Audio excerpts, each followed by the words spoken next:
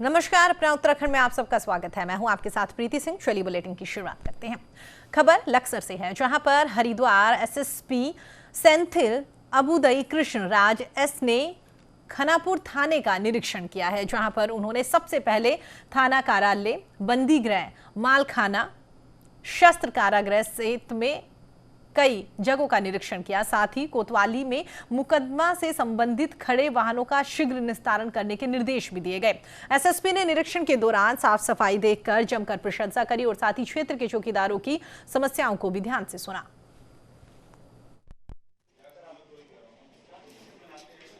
थाने का वार्षिक निरीक्षण है मेरे द्वारा जो है, इसमें बहुत अच्छा व्यवस्था कर रखा है और इसमें कहाँ कमियां हैं, जैसा कुछ संसाधन का कमियां हैं, उसी बारे में हमने एसओ साहब से डिस्कस किया है। डिस्कस करके जो है उनको हमने कहा था कि उसके बारे में एक प्रस्ताव भेजें, जो भी कमें, जैसा आपदा संबंधित कोई आवश्यकता हो या जो थाने में और मूलभूत सुविधा की आवश्यकता हो तो उसी बारे में अवगत करने के लिए कहा है।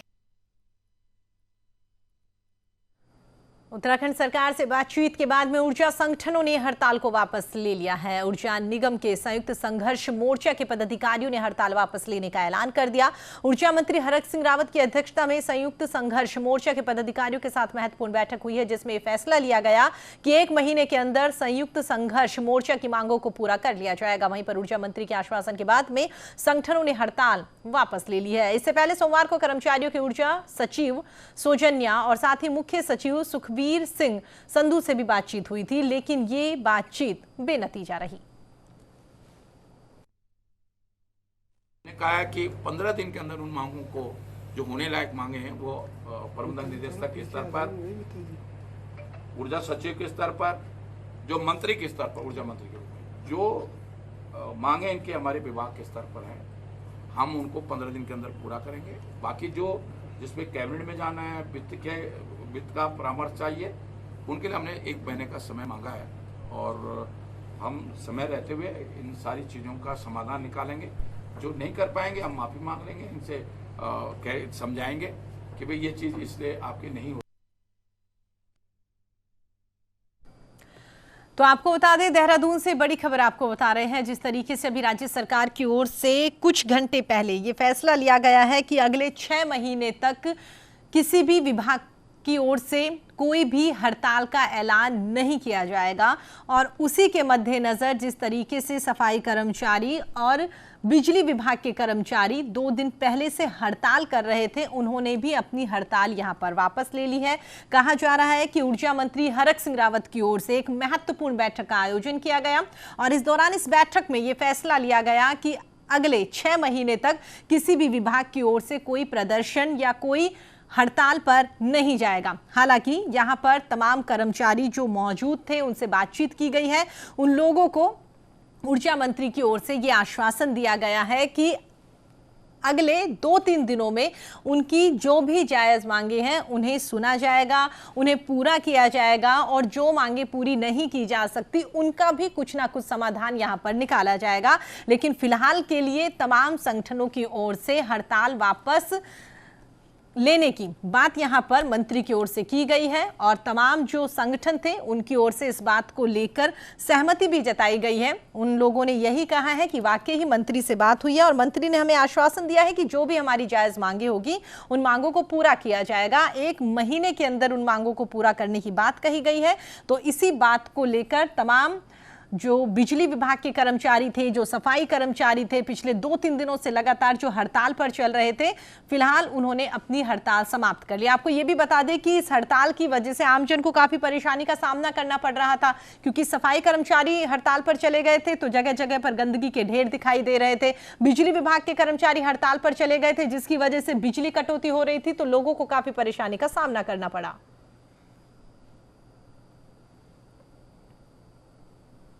इसके अलावा अगर हम सरकार की बात करें तो सरकार को भी काफी परेशानी का सामना करना पड़ा, क्योंकि जिस तरीके से सफाई कर्मचारी और बिजली कर्मचारी दोनों ही विभाग यहां पर हड़ताल पर चले गए तो कहीं ना कहीं राजस्व को काफी नुकसान हुआ, रेवेन्यू यहां पर नहीं मिल पाया, जिसकी वजह से सरकार काफी चिंतित थी।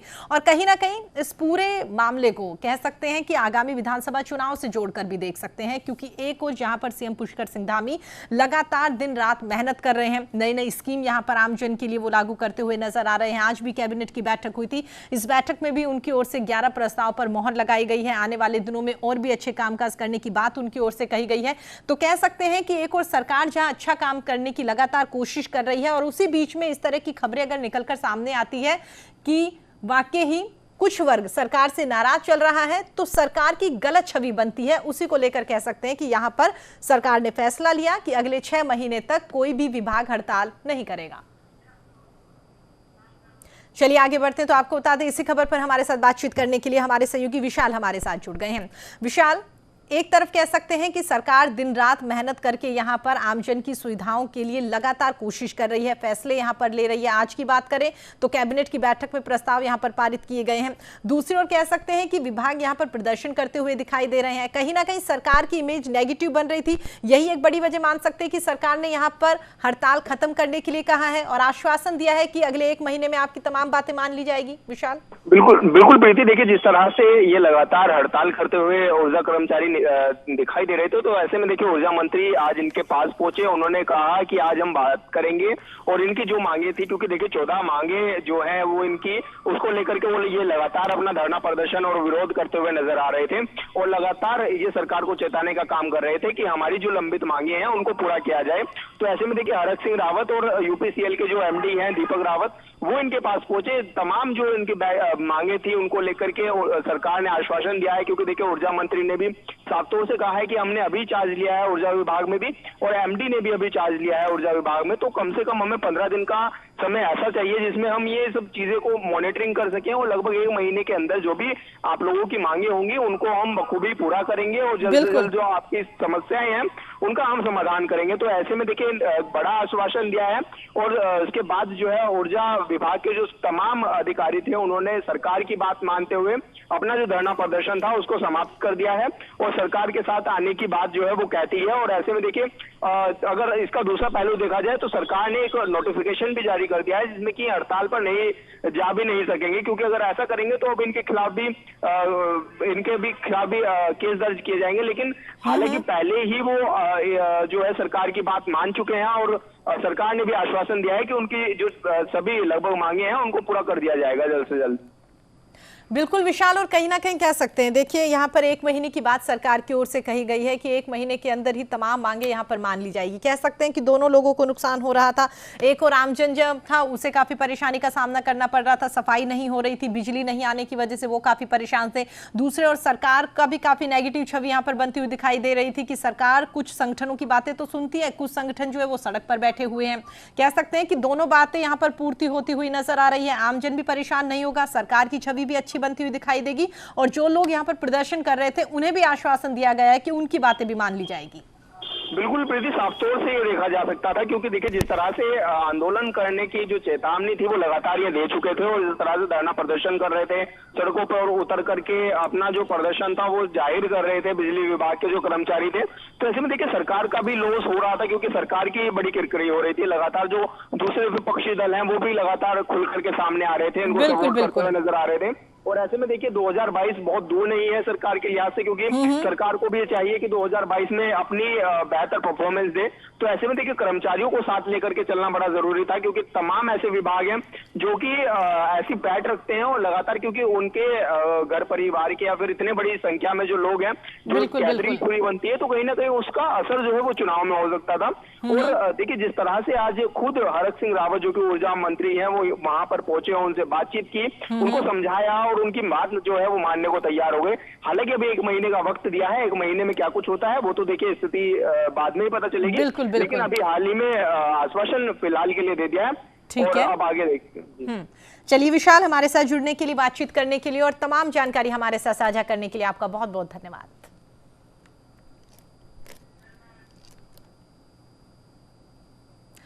टनकपुर पिथौरागढ़ राष्ट्रीय राजमार्ग पर भारतोली के विधायक पूरन फत्याल और एनएच अधिकारियों के बीच में विवाद अब तक नहीं थमा है, जिसके कारण मलबा आने से बंद पड़े एनएच को सुचारू करने का काम शुरू नहीं हो पाया।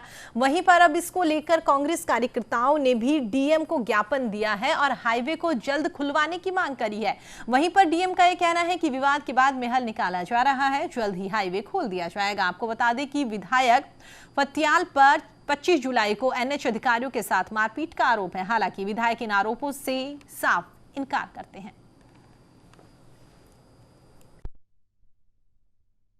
देखिए, पिछले एक सप्ताह से लगातार भूस्खलन हो रहा है और पिछले एक दिन से नेशनल हाईवे के कर्मचारियों के द्वारा जो है कार्य बहिष्कार किया गया है। जिला पुलिस और जिला प्रशासन के द्वारा लगातार प्रयास किए जा रहे हैं, लगातार उनको कन्विंस करने का प्रयास किया जा रहा है कि आप अपने कार्य पर वापस आएँ और जो लैंडस्लाइड हुए उनको हटाकर जो है मार्ग को पुनः जो है मोटरेबल बनाया जाए। अभी क्योंकि आपदा का टाइम चल रहा है और हमारा एनएच दोनों ही तरफ से बंद है, सोला पे भी बंद है, भाटतोला पे भी बंद है। एनएच का अभी कोई इशू आ रहा है, कल से उन्होंने काम बंद कर रखा है तो उसको रिजोल्व किया जा रहा है। उन्होंने बताया कि कुछ लोगों से उनका विवाद है तो उनके साथ भी बात की जा रही है जिससे कि विवाद दूर हो सके। बाकी अगर उनके द्वारा कोई कानूनी कार्रवाई है तो वो कानूनी कार्रवाई अपने स्तर से कर सकते हैं और उसमें जो सक्षम है वो अपने स्तर से कार्रवाई करेंगे। इसको जल्दी रिजोल्व किया जाएगा जिससे कि रोड खुल सके। मुख्यमंत्री पुष्कर सिंह धामी ने मुख्यमंत्री आवास में हंस फाउंडेशन द्वारा राज्य को उपलब्ध कराई गई 30 एम्बुलेंस का फ्लैग ऑफ किया है और इस फाउंडेशन के संस्थापक भोले जी महाराज के जन्मोत्सव पर 30 एम्बुलेंस, 20 ट्रूनेट और साथ ही जांच मशीनें यहां पर 500 ऑक्सीजन सिलेंडर भी प्रदान करे हैं। मुख्यमंत्री पुष्कर सिंह धामी ने भोले जी महाराज को जन्मदिवस की बधाई दी। बधाई देते हुए कहा कि ये उत्तराखंड वासियों के लिए सौभाग्य की बात है कि भोले जी महाराज और माता मंगला जी जैसे व्यक्तित्व हमारे साथ खड़े हैं, जो हर संकट के वक्त में राज्य के हित में कार्य कर रहे हैं और उनका आशीर्वाद और सहयोग हमेशा राज्य की जनता को ऐसे ही मिलता रहे।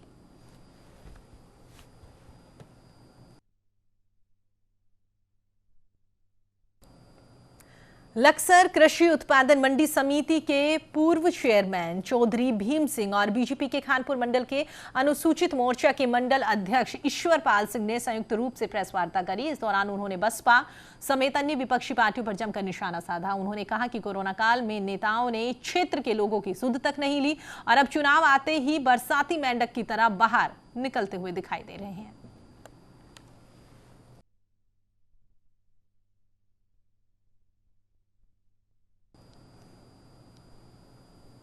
विकासनगर के पछवा दून में लगातार भूमाफियाओं के हौसले बढ़ते हुए दिखाई दे रहे हैं, जिससे कि आम आदमी की जमीनों पर भूमाफिया कब्जा करते हुए नजर आ रहे हैं। ऐसा ही एक मामला सहसपुर विधानसभा क्षेत्र में देखने को मिला, जहां पर भूस्वामी का कहना है कि सहसपुर ग्राम प्रधान अनीस अहमद अपनी जमीन बताकर उसकी जमीन पर अवैध कब्जा करना चाह रहा है और लगातार उसे धमकी भी दे रहा है, जबकि भूस्वामी आशिक अपनी जमीन की रजिस्ट्री न्यायालय में पेश भी कर चुका है और न्यायालय द्वारा ग्राम प्रधान अनीस अहमद को नोटिस भी जारी कर दिया गया है। ऐसे में ग्राम प्रधान अनीश द्वारा नोटिस को दरकिनार करके भूस्वामी को धमकी देकर कोर्ट की अवहेलना करता हुआ नजर आ रहा है। भूस्वामी आशिक का यह कहना है कि जमीन को लेकर ग्राम प्रधान मुझसे रंजिश रखता है। आज ये कर रहे गाँव वाले कर रहे, मैंने जब ज़मीन खरीदी साफ सुथरी थी, मैं हिम्मत नहीं थी घर बनाने की। अब मैं घर बनाने की कोशिश कर रहा हूँ काफ़ी दिन से, तो अब मैं घर बनाने लगा तो मुझे परेशान करने लगे गाँव वाला आन के। मैं फिर कोर्ट में गया, कोर्ट से मुझे है ना आदेश मिले हैं अगर आप काम लगो, तब भी है ना फिर परेशान कर रहे हैं मुझे। फिर मैं एसडीएम के पास गया। कौन लोग परेशान कर रहा है इस जमीन को लेकर? ये एक प्रधान जी कहता है कि पंचायती है, कभी पंचायती बताता है, कभी कोई बताता है। मुझे तो सभी है कि खुली भी है जमीन भी, मैंने यहीं से खरीदी है। कभी पैसे मांग से मेरे से, कभी 10 लाख मांग से, कभी 15 लाख मांग से। रामनगर में विद्युत कर्मचारियों और विद्युत अधिकारियों की प्रदेशव्यापी हड़ताल का असर व्यापारियों पर भी देखने को मिला, जहां पर विद्युत कर्मचारियों ने बिजली आपूर्ति बंद कर दी, जिससे व्यापारियों को काफी परेशानी का सामना करना पड़ा। दरअसल 14 सूत्री मांगों को लेकर विद्युत कर्मचारी और विद्युत अधिकारी हड़ताल कर रहे हैं। वहीं पर कर्मचारियों का यह कहना है कि रामनगर में विद्युत कर्मचारियों की गुंडागर्दी चल रही है।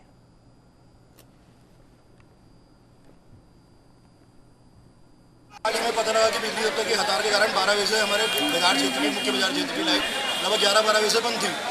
उसके कारण हमारा दूध दही वाले व्यापारी हैं और हमारे आम दुकानदारों के भी कांटे बंद हो गए, कैसे हम सामान तोड़ के दें। तो हम लोगों ने सोचा हम 4-5 लोग इकट्ठे हो गए यहाँ पे आए कि इनसे वार्ता करें, भैया लाइट क्यों बंद है, हमारी लाइट चालू कर दो। लेकिन यहाँ पर इन्होंने हमसे ढंग से बात नहीं करी। उसके पश्चात हमारी नज़र पड़ी कि इनका पंखा चल रहा था अंदर, और जब अंदर घुसे तो इनके मीटर में भी लाइट थी। उससे पहले इन लोगों ने बताया कि बाजार का फीडर खराब है जिसके कारण लाइट काटी गई है, जबकि ये दफ्तर भी बाजार क्षेत्र में आता है और इनका मीटर चालू था, पूरे बाजार क्षेत्र की इन्होंने लाइट काटी हुई थी।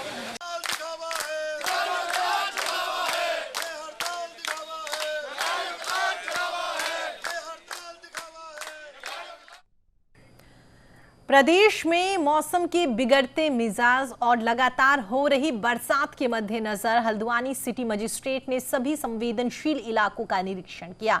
इस दौरान उन्होंने नदी के किनारे रहने वाले लोगों से सुरक्षित स्थानों पर जाने की अपील भी करी। आपको बता दें, लगातार पहाड़ों पर हो रही बरसात की वजह से गोला नदी का जल स्तर धीरे धीरे बढ़ने लगा है, जिसको लेकर सिटी मजिस्ट्रेट ऋषा सिंह ने कोट गोदाम से लेकर गोला बाईपास तक के 1 दर्जन संवेदनशील इलाकों में टीम को मुस्तैद रहने के निर्देश दिए। साथ ही अनहोनी होने की आशंका के चलते रेन बसेरा और साथ ही प्राथमिकी विद्यालयों को अलर्ट पर कर दिया गया है।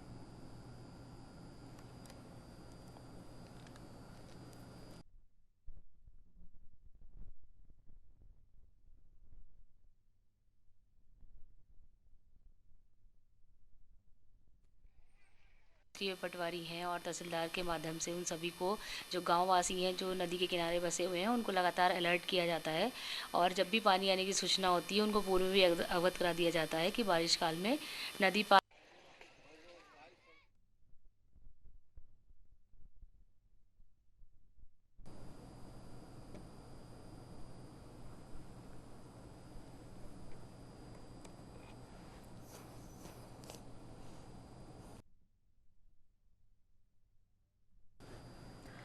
उत्तराखंड कांग्रेस के नवनियुक्त प्रदेश अध्यक्ष गणेश गोदियाल ने कांग्रेस मुख्यालय पहुंचकर पदभार ग्रहण कर लिया। इस दौरान कांग्रेस मुख्यालय में भव्य कार्यक्रम का आयोजन किया गया। पूर्व मुख्यमंत्री और महासचिव हरीश रावत, प्रदेश प्रभारी देवेंद्र यादव, नेता प्रतिपक्ष प्रीतम सिंह समेत तमाम पार्टी के बड़े नेता और बड़ी संख्या में कार्यकर्ता मौजूद रहे। वहीं पर पत्रकारों से बातचीत करने के दौरान गणेश की ओर से कहा गया है कि उनकी कोशिश है सबको साथ लेकर साल 2022 विधानसभा चुनाव में पार्टी को जीत दिलाने की। इस दौरान उन्होंने बीजेपी पर जमकर निशाना साधा। देखिए, मैं धन्यवाद करना चाहता हूँ माननीय सोनिया गांधी जी का, माननीय राहुल गांधी जी का, जिन्होंने एक बहुत अच्छी टीम उत्तराखंड के जो आने वाले चुनाव हैं उसको ध्यान में रखते हुए, उत्तराखंड की परेशानियों को ध्यान में रखते हुए और उत्तराखंड को किस तरीके से आगे चलना है। भाव से भूतो न भविष्यति। मैंने वर्षों के राजनीतिक इतिहास में इतना जोश भरा और इतनी आत्मीयता भरा किसी नए अध्यक्ष का स्वागत नहीं देखा। चुनाव जीतना, भाजपा को हराना इस प्रदेश के हित में, उनको बेदखल करना हमारी पहली प्राथमिकता है। जिस दिन हम उस काम को कर लेंगे उस दिन हमारा विधायक दल और हमारा हाईकमान मिलकर बहुत ही अच्छा सॉल्यूशन आपके सामने लाएगा। चलिए आगे बढ़ते हैं। तो आपको बता दें, इस खबर पर हमारे साथ बातचीत करने के लिए हमारी सहयोगी साक्षी हमारे साथ जुड़ गई है। साक्षी, जिस तरीके से कह सकते हैं काफी लंबे अंतराल के बाद में फाइनली यहां पर नेता प्रतिपक्ष के नाम का ऐलान किया गया है और उसके बाद में अब कह सकते हैं कि प्रदेश अध्यक्ष के नाम का ऐलान किया गया। आज उनकी ओर से पदभार यहां पर ग्रहण कर लिया गया है और उसके बाद से लगातार आगामी विधानसभा चुनाव को लेकर तमाम पार्टियों के साथ कांग्रेस भी आगे बढ़ती हुई दिखाई दे रही है। आज की बात करें तो क्या कुछ अपडेट?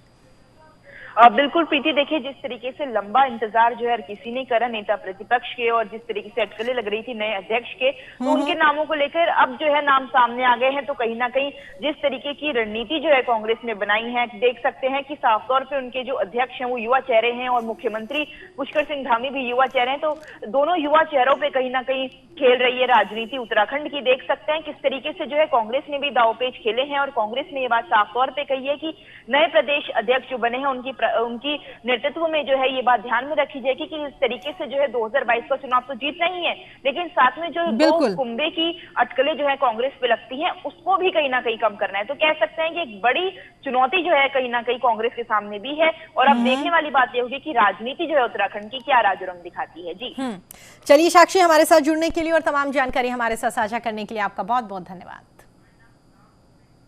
चलिए फिलहाल इस बुलेटिन में इतना ही। देश और दुनिया की तमाम खबरों के लिए देखते रहिए न्यूज़ इंडिया। नमस्कार।